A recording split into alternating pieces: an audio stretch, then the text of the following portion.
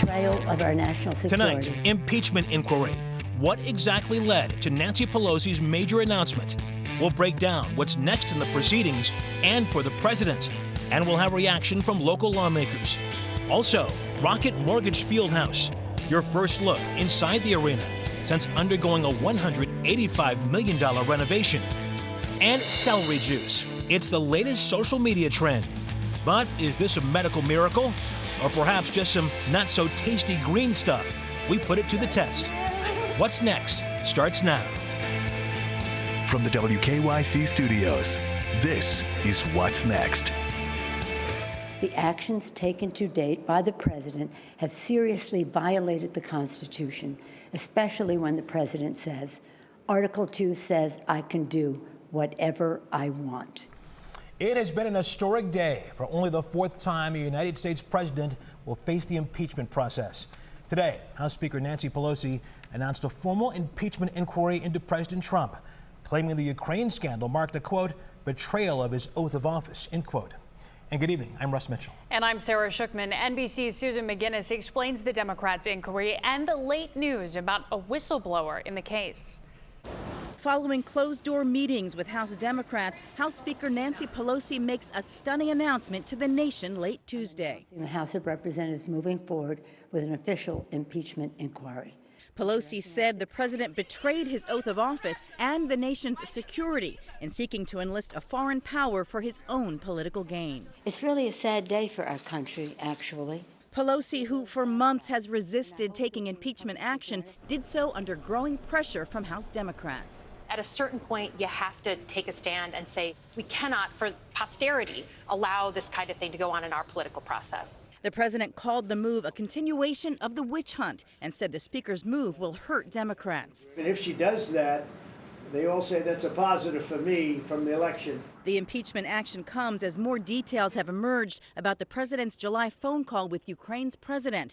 And questions have grown about whether he withheld foreign aid to Ukraine to get officials there to investigate former Vice President Joe Biden and Biden's son. There was no pressure put on them whatsoever, but there was pressure put on with respect to Joe Biden.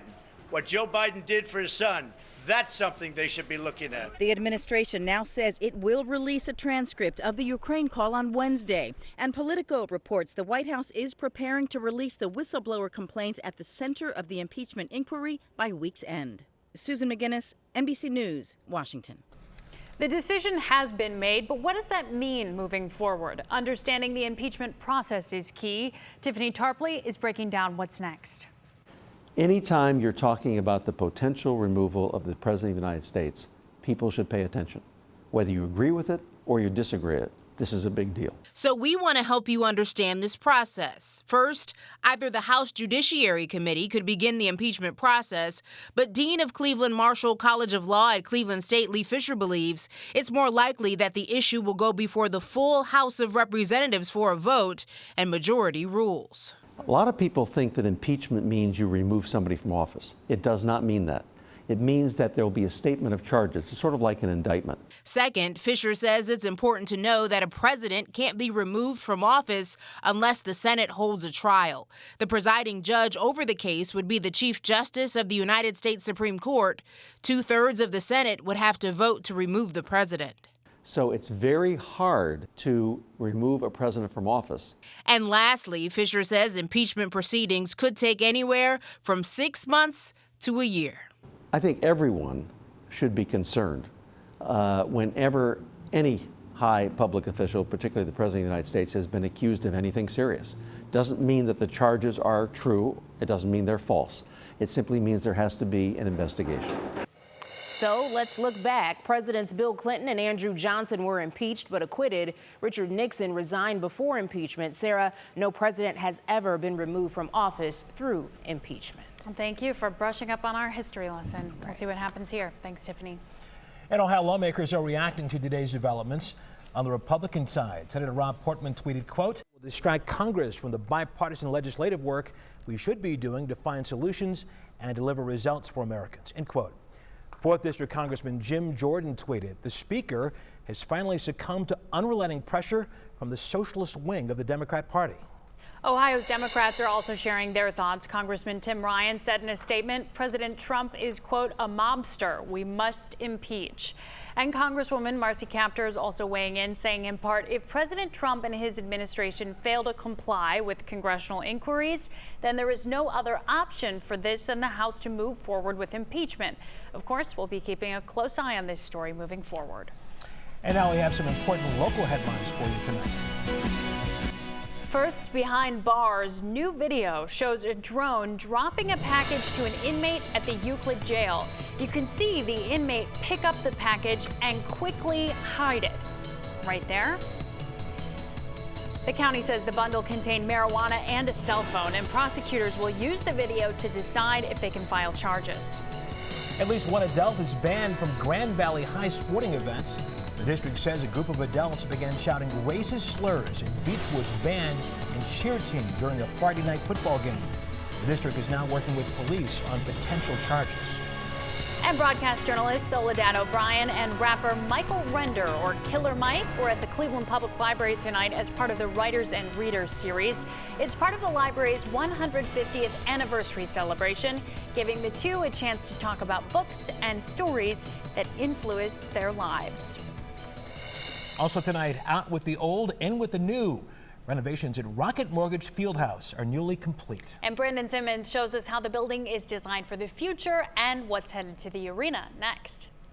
It's hard to believe Rocket Mortgage Fieldhouse was originally built in 1994 after seeing the new technology and aesthetics added during this 2-year, $185 million renovation. The amount of public spaces we have in this building now far exceeds anything we could have imagined and really ranks up there at the top of any NBA venue for publicly accessible spaces. Aside from the glass facade that will light up the night, fans will enter a new heated atrium that mixes history and technology.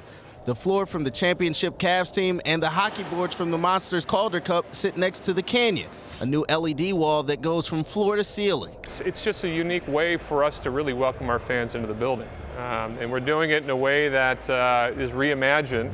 And everything in the arena is now digitized. There's a new waypoint system for you to find your seat. It'll even text directions to your phone. And portal numbers help make sure you don't end up on the wrong side of the section you're in. But I do think it feels like home. I think when you walk through it, hopefully fans will really notice very quickly the personal touches that really give you pride in where we're from. Fans will enjoy improved Wi-Fi coverage and new food options once you get inside. But the building is pretty to look at from the outside, too. Part of the plan to improve Cleveland's cityscape, whether you're at an event or not. What I think is really great about this renovation is how it changes the overall dynamic of the city.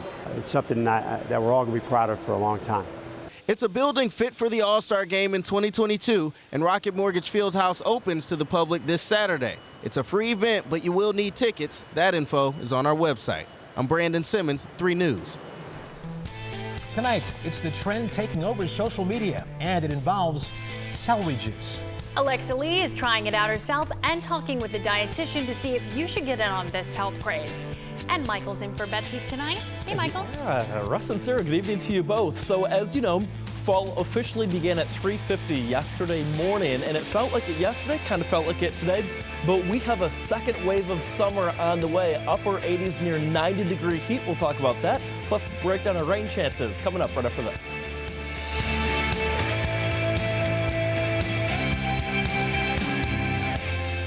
What's Next is brought to you by Calvetta Brothers Floor Show. It's time to fall in love again with your home.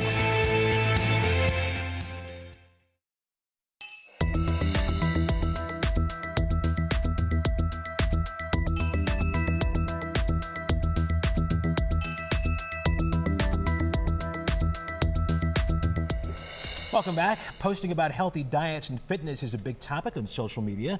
And with more than 185,000 posts on Instagram alone, one trend in particular has received a lot of attention. That's a lot of posts, and we're talking about celery juice. Are the benefits all they're cracked up to be? Well, Alexa Lee has a look at the latest wellness trend taking over your feed. It's green, it's crunchy, and it's probably the last vegetable you'd expect to see taking social media by storm. Forget ants on a log. These days, it's all about hashtag celery juice. There's no denying it's a full-fledged craze. Celebrities and influencers are swearing by its medicinal abilities. Many of them following the advice of Anthony William, the so-called medical medium, who's even written a book claiming celery juice is the most powerful medicine of our time.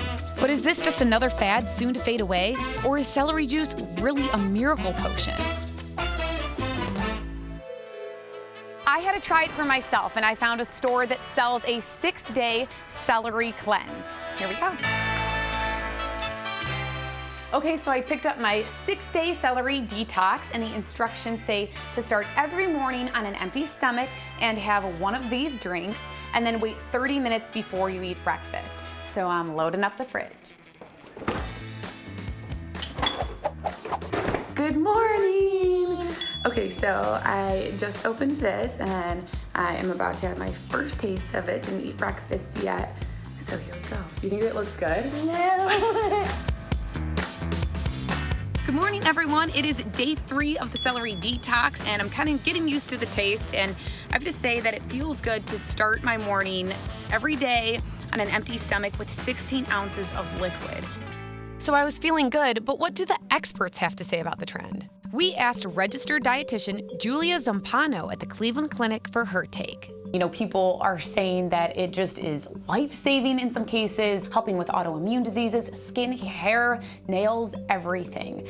What do you think? From a clinical standpoint, it's really not proven, but we might be paying more attention to what we are eating and using juice to supplement a healthier diet. Celery is naturally a source of vitamin K, which is a very important vitamin, but it also helps with keeping your blood thin. So if you are on a blood thinner, you want to caution with celery juice. Okay, so it would be pretty fair to say if you are considering doing a celery detox, you should talk to your doctor first and foremost. Absolutely. Okay, so here I am, the last day of the celery detox, day 6. And after 6 days, would I recommend it? Yes. Do I think it is the all miracle potion that some are claiming? Not necessarily, no. But you know what? I say cheers to whatever makes your life a little bit healthier.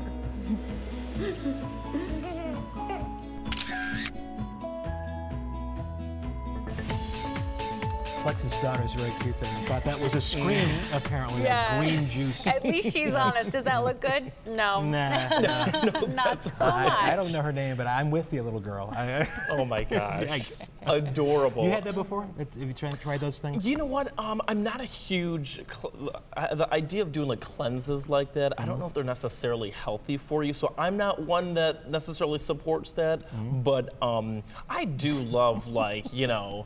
That's really more than I wanted to know, but that's cool. Well, you know what? Yeah, I know. That's right. I understand. You know what? I just feel like, you know, I think a well-balanced meal, everything in moderation, and you're good to go. Just, you know, hone That's in a on very one. sensible way to look at it. That's how I do. But again, He's everything so in moderation. sensible. Everything in moderation. But you guys know I love my ice cream, right? Yeah. Oh yeah. Oh yeah. So, again, that also in moderation as well. Temps to start first thing tomorrow morning on your Wednesday. We are in the 50s. We'll call it mostly sunny to start, but here's the thing. I think we'll bring in a couple more extra clouds during the afternoon. Temperatures should make it to about 80 degrees. Is there an isolated shower chance? Yes, I think that would be very few and very far between. But the day planner tomorrow looks great, though. We'll start again in the 50s. We'll easily make it into the 60s, 70s, near 80 degrees. Notice that we'll start to thicken up that cloud cover throughout parts of the afternoon. And a few of those clouds tomorrow could give way again to an isolated shower.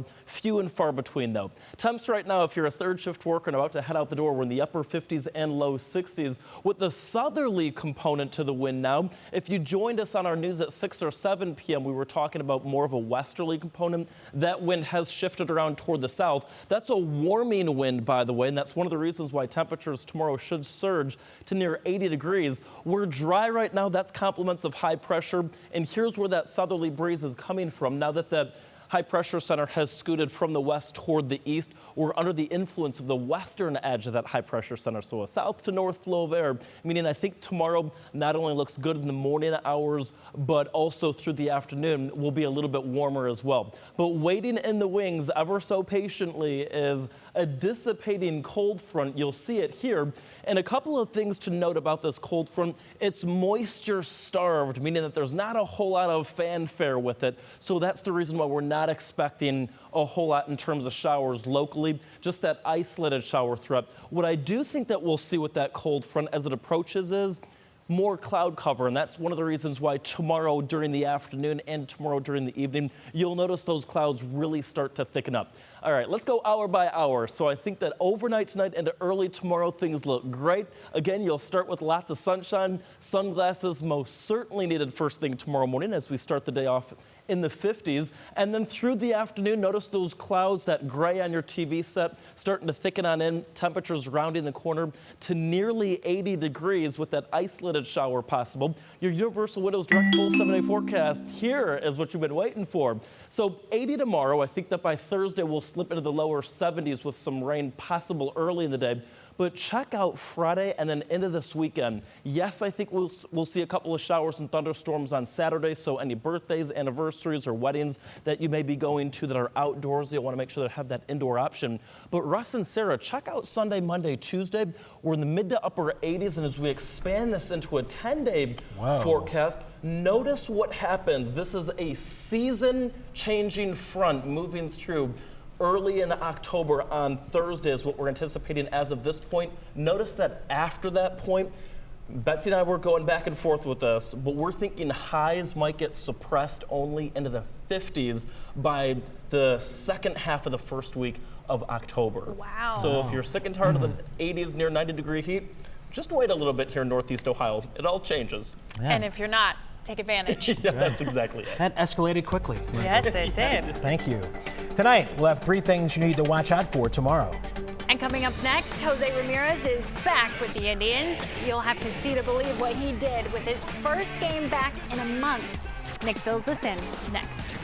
Hey guys, we are live tonight with Demi Moore, Justin Hartley, music from Mark Ronson featuring Yeva, plus Ringo Starr performs Yellow Submarine on Classroom Instruments. Stay tuned.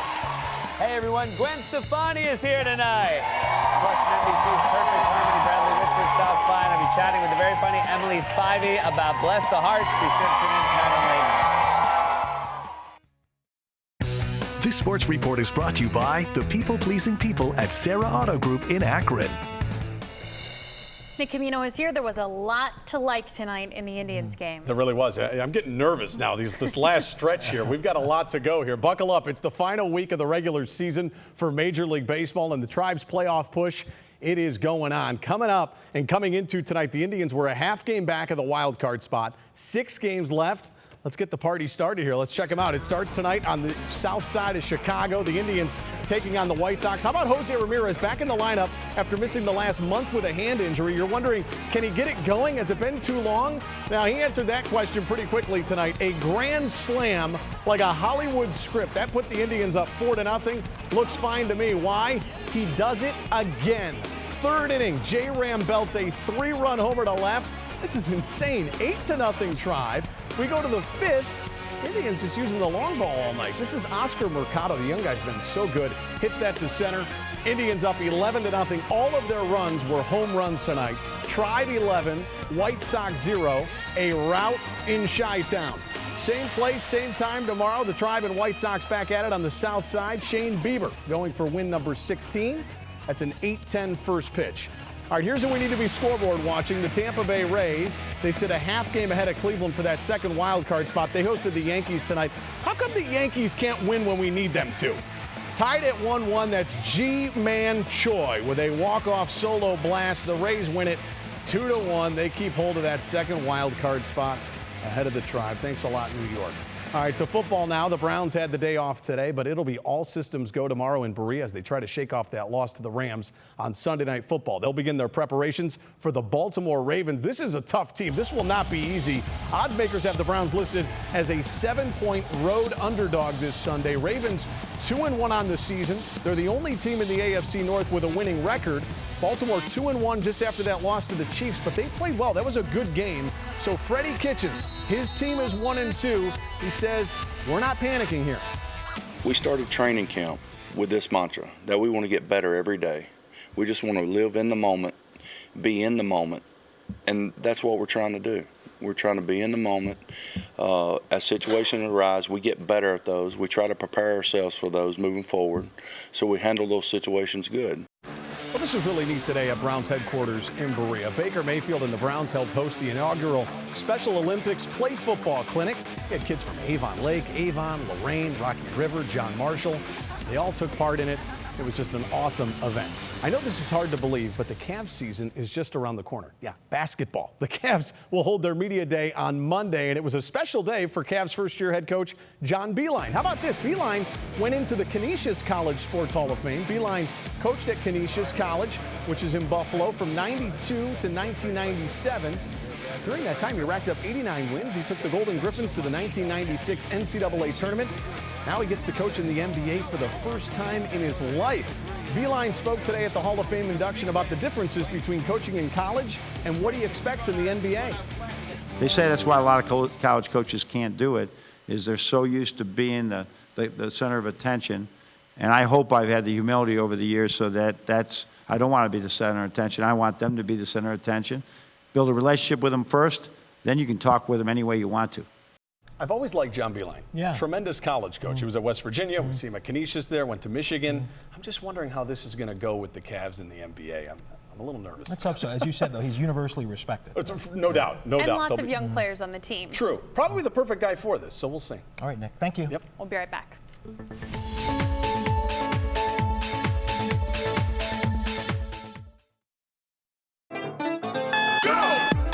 The alarm goes off and it's game on. A life coach weighs in on one thing that can be a difference between this kind of day and this kind of day. Tomorrow morning on Go.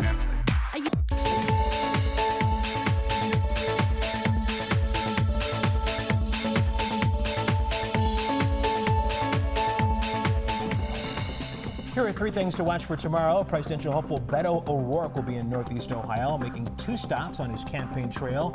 He'll be at Town Hall at Kent State, and he'll be at the now closed GM plant in Lordstown as the UAW strike continues. The 5th Annual Women's Leadership Conference of Northeast Ohio gets underway at 8 a.m. at the Cleveland Convention Center. It's a chance to learn from some of the area's boss women, including our president and general manager, Mickey Burns, who's presenting. And it will be Wednesday, and that means another Queen of Hearts drawing is happening at Legends in Parma. More than $3 million up for grabs. That drawing is at 8 o'clock. Only 3 cards are left on the board. Maybe somebody will win tomorrow. Maybe. We say that every week, though. Perhaps. We have been waiting. That is something how cold it's going to get down the road. Isn't that? Down the road, as in next week. Yeah, that's exactly Yeah. it. Literally a season-changing front on the way. So those of you that don't like the 80s and 90s, wait a week and it'll change. There you go, Michael. Thank you. 3 News Go begins at 4 a.m. Have a great night. We'll see you tomorrow.